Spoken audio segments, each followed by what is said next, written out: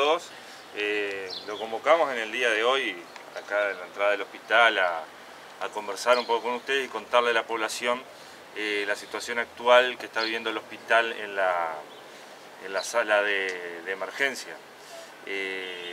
Lo primero que queremos transmitirle es que estamos preparados para cualquier eventualidad, ya sea de epidemia, de problemas respiratorios, sobre todo en niños que se dan en esta época, y que más que nada como adjunto a la dirección es eso, transmitirle tranquilidad. Estamos preparados, hay un aumento de la consulta de niños con problemas respiratorios, lo que ha saturado un poco el servicio. Y bueno, y le voy a introducir a la doctora Barrón, que es la coordinadora encargada actualmente del servicio de pediatría en la emergencia, que les va a contar un poco más de detalles de cómo estamos afrontando esta situación. Vamos, gracias. Doctor, perdón, Sí, antes de pasar a la doctora, ¿por qué motivo es esta aclaración? ¿Hay algún...?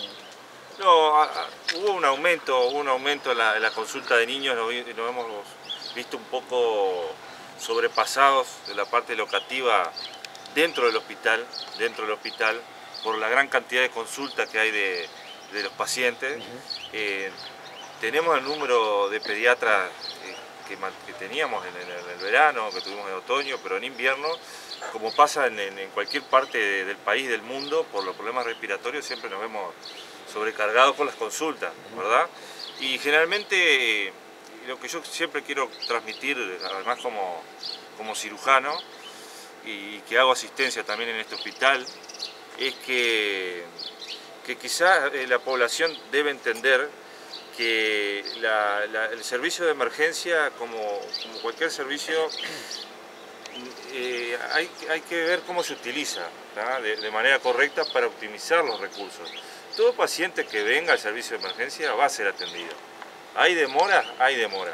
¿Tá? Eso lo sabemos todos, nosotros tenemos los números y hay un monitoreo constante de la dirección y de parte de la jefatura de todos los servicios de que hay demora. Y lo que hay que entender, y a veces hasta un llamado a ser solidarios con el resto de la población, cuando hay pacientes graves, que es lo que se dedica realmente a la emergencia, que es la urgencia y la emergencia, se demora. Por ejemplo, un paciente con una herida de arma blanca, herida de arma de fuego, que hoy por hoy la violencia en la región ha aumentado también, te lleva tiempo. Estabilizar a un paciente con una herida por un cuchillo te lleva tiempo. Eso cuando, por ejemplo, consultan por cuadros respiratorios, como un resfrío, una sinusitis, que son cuadros molestos, porque todo el dolor de la cabeza me molesta también.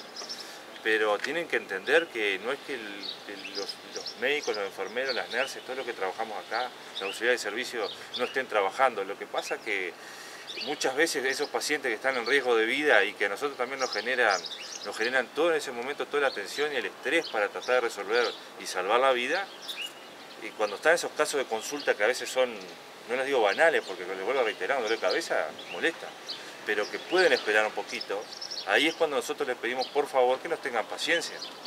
Doctor, no obstante, con el sistema de triage se ha agilizado bastante el tema de la atención, ¿verdad? Sí, en realidad el sistema de triage es algo que en el mundo se ha impuesto ya hace años. Salto junto con el Hospital de Clínicas y otros más fueron los primeros a implementarlo en el Uruguay. Acá se hizo una jornada donde se hizo instrucción al funcionariado de cómo se maneja. El sistema de triage lo que hace es categorizar al paciente según su gravedad y rapidez de atención. Por ejemplo, un paro cardiorrespiratorio, ahí hay que actuar ya. Y después el resto de las patologías que nosotros le llamamos que pueden esperar un par de horas para ser resueltas, ahí se categorizan y el paciente tiene que esperar, pero es para optimizar los recursos. Y esto, les vuelvo a reiterar, no es un invento nuestro, es un invento, es algo que se hace a nivel mundial y lo que se busca es optimizar recursos. Yo entiendo que nadie quiere esperar, que hoy por hoy todos queremos ya las soluciones, pero no se puede porque los recursos son finitos. Es decir, si somos 3, 4 enfermeros, 1 o 2 cirujanos trabajando, no podemos estar operando 2 pacientes a la vez, ¿me explico? Lo que hace el triage es eso, es optimizar los recursos y categorizar a los pacientes según su gravedad. Y según su gravedad nosotros vamos a actuar. Y le voy a reiterar, lo que nosotros categorizamos como verde, que es el que tiene que esperar un poquito más, ahí nosotros le pedimos paciencia. Paciencia de utilizar también el recurso de la RAP. La RAP es la asistencia en policlínica periférica, ahí también tienen asistencia, en algunas existe la farmacia, pueden también levantar remedios, médicos que igual que acá, con su estetoscopio, que le van a resolver la patología como decía hoy, el resfrío, la sinusitis, los cuadros respiratorios banales como una gripe, ahí lo pueden resolver también en la periferia, y ahí lo que nosotros logramos es descontracturar un poco el hospital y quizás atender mejor a que realmente lo necesitan. ¿Y qué pasa? Cuando hay tanta consulta, como los médicos, los enfermeros y todos los equipos de salud somos humanos, a veces nos equivocamos. Imagínense que en esa cantidad de gente a veces hay 200 personas esperando afuera, que golpean porque quieren entrar a que se entiendan. Puede haber un paciente con un dolor en el pecho sin un infarto. Y ahí es donde nosotros no nos podemos equivocar en el triage, porque ahí es donde la macana surge y no tenemos vuelta atrás, porque un resfrío tiene vuelta atrás, pero un infarto no tiene vuelta atrás, y quizá en esa aglomeración de gente es cuando nosotros nos llegamos y nos equivocamos. Ojo, no estoy justificando al trabajar de nosotros, no, a ver, lo que yo estoy explicando, que entiendan que lo que nosotros queremos hacer es atender a todos, pero no podemos atendernos a todos a la vez, al mismo tiempo. Ahí es cuando surge el error, ahí es cuando surge el error médico, porque imagínense, los médicos a veces están hasta con 5 o 6 pacientes a la vez, y a su vez llamando a un especialista, y a su vez el especialista está en el bloque y tiene que esperar de operar y bajar a ver al paciente o el traumatólogo, y ahí el paciente también tiene que esperar. Es decir, ¿puede ser la solución poner más médicos? Yo creo que sí, y es lo que tiene que lograr, yo creo que toda la comunidad de Salto, y ayudarnos nosotros a los gestores en la parte de decir, bueno, Salto necesita más recursos, porque tampoco con recursos a veces limitados no se puede llegar a la perfección. Entonces, ¿cómo se llega a la perfección? Y a que el usuario realmente esté contento con el hospital. Y sí, un poco más de recursos médicos, enfermería necesitamos. Doctor, ¿cuándo va a estar en funcionamiento la nueva área justamente del hospital? Que eso de alguna manera ayudaría a descongestionar lo que es emergencia. Sí, va a ayudar y en realidad va a ayudar por varios motivos. Pero tampoco es la solución. Es decir, vamos a estar mejor, vamos a trabajar mejor, se va a dar una mejor calidad de asistencia, se va a descongestionar el tema salas también, pero yo creo que el problema es otro. Lo de la emergencia, nosotros hicimos una inauguración, aprovechando que venían las autoridades, y ahí se vio el área de internación que le continúa, que ustedes pueden haber observado cuando vinieron, y es lo que ahora ellos, bueno, dijeron que con recursos, probablemente la CTM de ACE, se va a tratar de hacer un pequeño hospital. Entonces ahora se paró un poco, se frenó esa parte de la construcción y se va a continuar.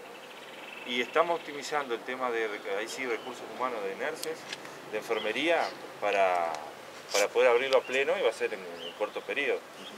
Correcto. Usted hablaba de números, ¿puede compartir alguno de ellos? ¿Número de qué, perdón? Hablando en cuanto a atención en la emergencia, me decía, nosotros tenemos los números, ¿puede compartir algunos de ellos? Le voy a dar la palabra a mi compañera, que me entendí un poquito, pero ella le va a explicar un poquito mejor. Bueno, ahora sí, todo por aquí. Bueno, como decía Martín, el número de consultas en la emergencia se ha desbordado, pero se ha visto ampliamente superado con respecto a los años anteriores. Y estamos en época de epidemia, o sea que esto es previsible, ya se sabe que el número de consultas aumenta durante el invierno, al igual que en otros años, y más o menos se están atendiendo en la pediatría actualmente un promedio de 120, 130 niños por día en la emergencia. Están más los que se atienden en periferia, que en las policlínicas se ven un promedio también de 40, 50 niños por día, más el hospital cuenta con 3 pediatras también que hacen policlínica de atención rápida, que atienden más o menos 60 niños por día. O sea que el número de niños que se atienden con enfermedad es realmente alto. Son niños, muchos de ellos que realmente están enfermos, con cuadros respiratorios, la mayoría de ellos, bronquiolitis, lo que más se ve a esta altura del año. Tenemos el CTI también, que está con 11 pacientes actualmente, de la mayoría de ellos con cuadro respiratorio. También hay pretérminos en crecimiento, que esos niños pasan varios días a veces ahí. Y bueno, están siendo atendidos todos los niños en tiempo y forma, los estamos viendo según gravedad y según orden de llegada. Y más que nada también lo mismo que dijo Martín, exhortar a la gente a concurrir en caso de realmente de enfermedad, que el niño de causa justificada. Muchas veces vemos niños que realmente están enfermos y vemos niños que se pueden atender a nivel de primer nivel de atención, y más que nada para no generarle a ese niño otra patología además de la que ya tiene, ¿no? Porque a veces vienen por un cuadro, por ejemplo, una micosis en pie y terminan adquiriendo un cuadro respiratorio. A veces que los padres es difícil evaluar justamente la situación. Exactamente, a veces los padres es difícil evaluar, y también pasa que buscan recursos en otro lado. Por ejemplo, a veces la periferia también está saturada y obviamente que terminan viniendo a la emergencia, y está bien y hay que atenderlos. Y los vamos a atender a todos, se van a atender a todos los niños, de eso no va a quedar ningún niño sin atender. Doy fe que contamos con un excelente equipo de pediatras, tanto en la emergencia, en la sala, en el CTI, pediatras, enfermería, auxiliares de servicio, nurse, ¿no? Están todos trabajando, todos trabajando, y si te pones a ver un día en la emergencia no hay quien no trabaje. Usted dice que hay 11 en CTI, lo que quiere decir que está prácticamente casi colmada. Por lo que tengo entendido, por lo que hablé recién con el equipo de enfermería, hay 11 pacientes, no sé si son todos de respiratorio y hay algunos en crecimiento en pretérmino, pero está así. Hay altas para dar también en estos días, porque como esto es un ida y vuelta de pacientes, algunos mejoran, van para la sala, queda otra cama libre. Y bueno, el niño que requiere estar en el CTI, está en el CTI. Ningún niño fue dejado de pasar al CTI ni nada, fueron todos atendidos en el CTI. ¿Usted habla de bronquiolitis como la principal causa de en este momento sí, la bronquiolitis. ¿Cuáles son los síntomas que exacto. Más que nada, eso, lo que yo quería, la gente más o menos que esté alerta. Por ejemplo, las bronquiolitis son cuadros respiratorios virales que se dan en esta época del año, que son 3 virus los que vemos más o menos en esta época, es el BRS, el influenza y el adenovirus. Pueden dar cuadros graves en los niños, sobre todo en los menores de 1 año. Entonces, consultar en caso de fatiga, dificultad respiratoria, que no se alimenta, que no descansa por la tos, por ejemplo, o que lo ven mal. Un niño que lo ven mal, que no lo ven bien, tiene que consultar. Ese niño a veces no puede esperar. Entonces, sobre todo la gente, a veces nos pasa que la gente espera, porque la verdad que la gente mucha gente es muy respetuosa y no quiere molestar, y espera, y a veces espera, y si lo ven mal, decirle al administrativo, mira, lo veo mal, lo veo que está cada vez peor, entonces ese niño va a pasar inmediatamente. Ese niño no va a esperar en la sala de espera. Doctora, sería bueno aprovechar también la oportunidad como para reforzar las conductas de prevención. Exactamente. ¿No? Exactamente, eso es lo más importante. Estamos en una época de un invierno que se han dado fríos intensos, que ha sido más largo que otros años. El año pasado, no sé si ustedes recuerdan, no ha sido tan como este invierno de frío. Y bueno, entonces prevenir de no salir si están enfermos, de no juntarse con gente enferma, sobre todo los niños, los lactantes pequeños, de no concurrir al jardín si están enfermos, que muchas madres a veces lo hacen, por tema de que no tienen con quién dejar los niños. Entonces no concurrir, prevenir de comer sano, de alimentarse sano, de hidratarse bien, de vacunarse. Se vio una baja tasa de vacunación en la población este año, se vio una baja tasa con la vacuna antigripal, sobre todo, con respecto a años anteriores, y bueno, eso creo que para el año que viene es lo que tenemos que prevenir y tenemos que hacer hincapié es en la prevención y sobre todo en la vacunación de los niños. La vacuna antigripal está recomendada por la Sociedad Uruguaya de Pediatría. Hay pautas de quienes sí o sí la tienen que recibir y se da a toda la población que esté interesada. Hay que vacunar a los niños. No hay ningún efecto adverso contra la vacuna ni nada, y la Sociedad Uruguaya de Pediatría la recomienda. Muy bien, gracias.